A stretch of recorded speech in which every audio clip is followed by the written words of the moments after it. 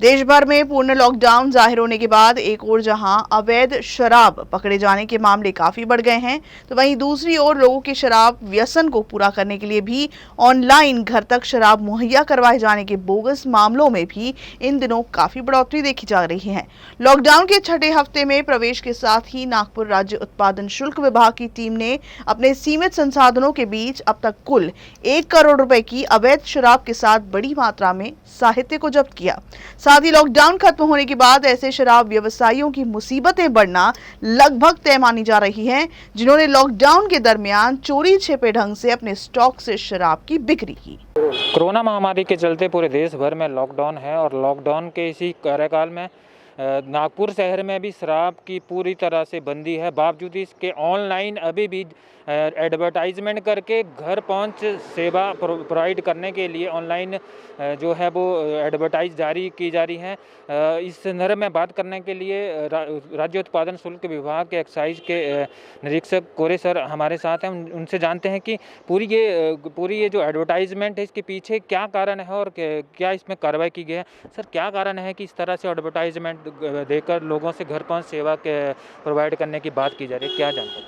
Lockdown के कालावधि में सभी लाइसेंस बंद है और सील है। इसके अलावा भी कुछ लोग वो फंसाते हुए लोगों को ऐसे जहरात बना रहे कि वाइन शॉप में इधर माल मिलता है, आप इस अकाउंट पे पैसे भरोगे, कम से कम 500 भरो और एडवांस बुकिंग करो और 1 घंटे में माल आ जाएगा। इसके बारे में खुद हमने 500 भर के ट्रायल देखी है और बाद में 2 मिनट, 5 मिनट, 10 मिनट, आधा घंटा के बाद 2 बार कांटेक्ट किया तो उस नंबर से रिप्लाई नहीं आता। जिसने पैसा भरा वो नंबर ब्लॉक में जाता है। ऐसी फंसवीजी हो रही थी। इसके लिए श्री प्रसाद वाइन शॉप के बारे में ऐसा हुआ था। ये वाइन शॉप अभी भी, कल भी और लॉकडाउन के बाद भी बंद है और सील बंद है।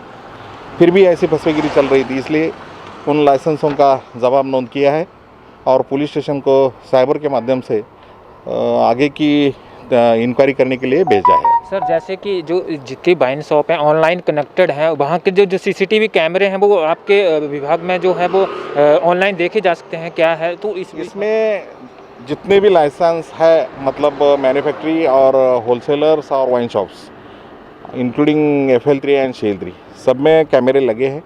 इसमें से मैन्युफैक्चरी और होलसेलर्स और वाइन शॉप के जो लाइसेंस है उनसे जो ऑफिसर है उन एरिया के ऑफिसर को भी वो सब कनेक्टेड है। मतलब जब खुलेगा तो 2 मिनट में उसे पता चलेगा। ऐसा हुआ नहीं है।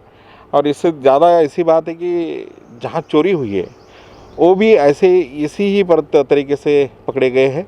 पुलिस ने उनको पकड़ा भी है और जांच करते समय उनके पास का जो चोरी हुआ माल था वो भी सीज किया गया है। सर, लॉकडाउन जैसे ही ख़त्म होता है तो क्या क्राइटेरिया रहेगा दोबारा से इनको रिन्यू करने के लिए? जैसे लाइसेंस ख़त्म हो चुके हैं तो क्या क्राइटेरिया होगा? अभी कल 30 तारीख तक मुदत थी, लोगों ने लाइसेंस भी भरी है, इसलिए टेम्पररी लाइसेंस उनका रिन्यू करके दे दिया है सबका। और जब शुरू होने वाले हैं, जब वो लॉकडाउन खुल जाएगा तो जिसकी शिकायत है, मतलब जिसका संशय है, वो सब लाइसेंस की इंक्वायरी होगी और जिसका माल कम ज़्यादा हो जाएगा उसका जो भी एक्साइज के माध्यम से रूल है उसी हिसाब से उस पर डिविजनल जो केस बनती है वो बन के कलेक्टर साहब के पास भेज जाएगी। सर, जैसे अगर माल का स्टॉक कम मिलता है कहीं पर भी तो उसमें क्या कुछ कार्रवाई करने की बात है? इसमें कार्रवाई ऐसी होती है कि लॉकडाउन के पीरियड में उन्होंने माल निकाला है या नहीं है, ये पहली बार वो पंचनामा में आ जाता है। लॉकडाउन में पूरी इमारत RCC है और लॉक कम्प्लीटली सीलबंद है और माल बाहर मिल रहा है।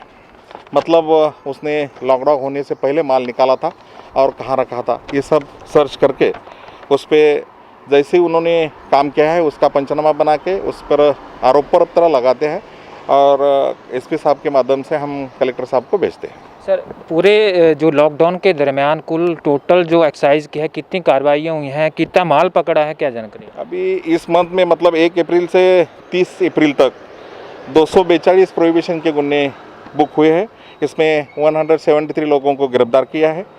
इसमें से 32,261 लीटर हाथभट्टी मोहा दारू सीज की गई है। इससे रसायन जो है वो कम से कम 1,76,000 का रसायन है लीटर का।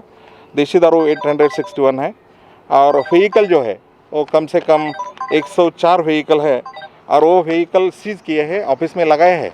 निश्चित ही लॉकडाउन खत्म होने के बाद जो शराब व्यवसायी हैं उनकी मुसीबतें कम होती नज़र नहीं आ रही है, क्योंकि अगर उनके जो स्टॉक है उसमें भी कमी पाई जाती है तो उन पर भी मामले दर्ज होने लगभग तय माने जा रहे हैं। कैमरामैन रजत कड़बे के साथ मैं करण ठाकुर, यूसी न्यूज़, नागपुर।